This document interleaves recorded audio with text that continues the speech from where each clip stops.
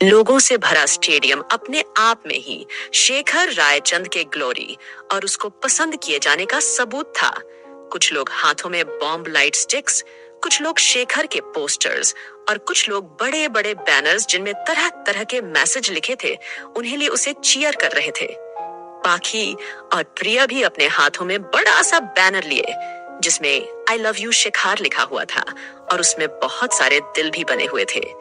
अपने हाथों को ऊपर हवा में उठाए हिला रहे थे। तभी एक कैमरामैन ने अपना कैमरा उनकी तरफ घुमाया, जिससे उनका बैनर स्टेज में लगे बड़े एलईडी स्क्रीन पर दिखने लगा और वो बहुत एक्साइटेड हो गए।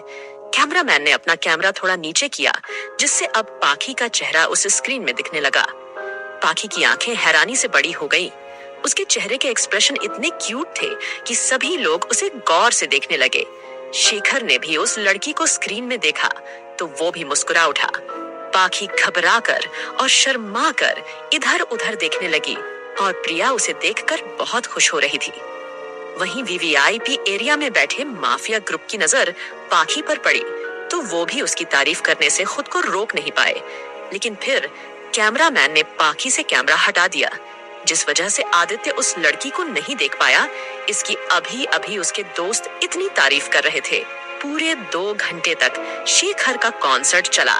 इस बीच उसने अपने एल्बम के बहुत से गाने गाए, जिसे लोगों ने बहुत एंजॉय किया। उसके उत्साह और उनकी एनर्जी में कोई कमी नहीं आई थी। जब शेखर का कॉन्सर्ट खत्म हुआ तो उसने आखिर में अपने फैंस से कुछ देर बातें की। मेरे सभी फैंस का मैं तहे दिल से शुक्रगुजार हूँ। आपने हमेशा ही मुझे बहुत प्यार दिया है और मैं उम्मीद करूंगा कि आप लोग ऐसे ही मुझे अपना प्यार देते रहेंगे। मुझे उम्मीद ही नहीं थी, लेकिन आप सभी लोगों ने एक बार मुझे हैरान कर दिया और मुझे एक और वजह से दे दी है। मैं बहुत मेहनत करूं जिससे मैं और भी अच्छा म्यूजिक बना सकूं। शेखर को इस वक्त एलईडी स्क्रीन पर देखा जा सकता था, जो इस वक्त पसीने में भीगा हुआ था। जैसे वो अपने फैंस से बातें कर रहा था। कैमरामैन फिर से अपना कैमरा ऑडियंस की तरफ घुमाने लगा।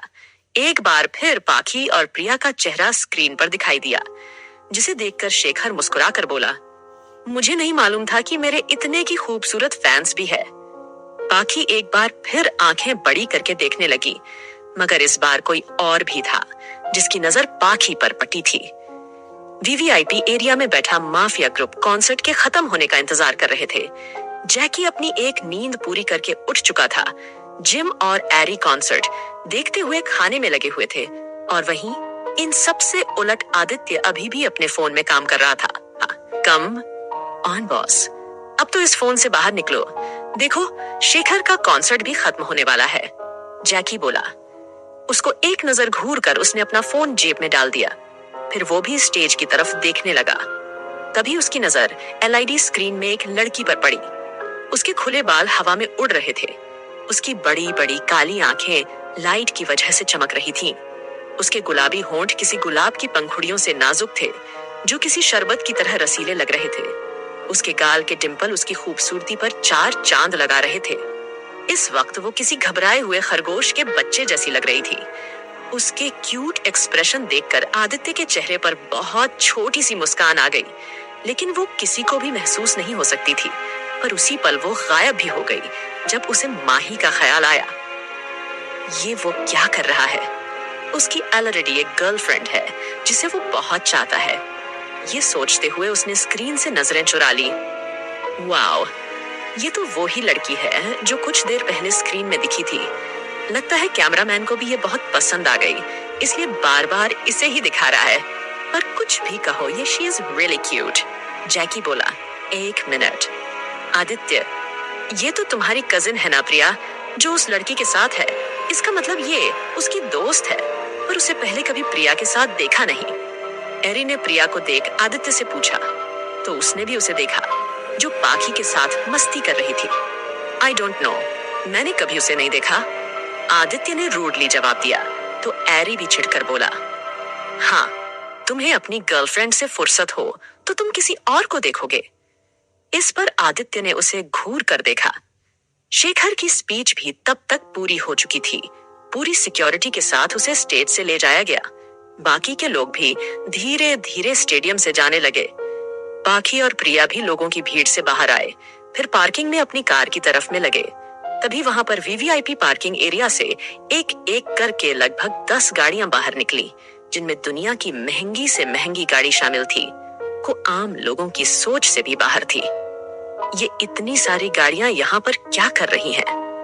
माना कि शेखर रायचंद एक बहुत बड़ा आइडल है, लेकिन सिर्फ उसके लिए इतनी सारी गाड़ियां थोड़ा अजीब नहीं है?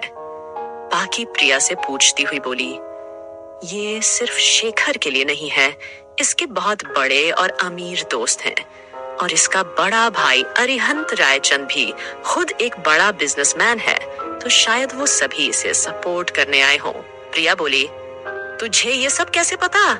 पाखी ने उसे एक भौं ऊपर चढ़ाकर पूछा। अरे यार, ये टॉप सीक्रेट है, तुम्हें बताऊंगी कभी फुर्सत से। बाकी मुझे नहीं पता इसमें कितनी सच्चाई है, हमें क्या करना है, इन सब से कौन सा वो हमें मिलने वाले हैं। अब चल, यहाँ से मुझे बहुत भूख लगी है, कहीं लंच करते हैं। हाँ, भूख तो मुझे भी बहुत लगी है, चल आज चाइनीज खाते हैं, मेरा बहुत मन हो रहा है।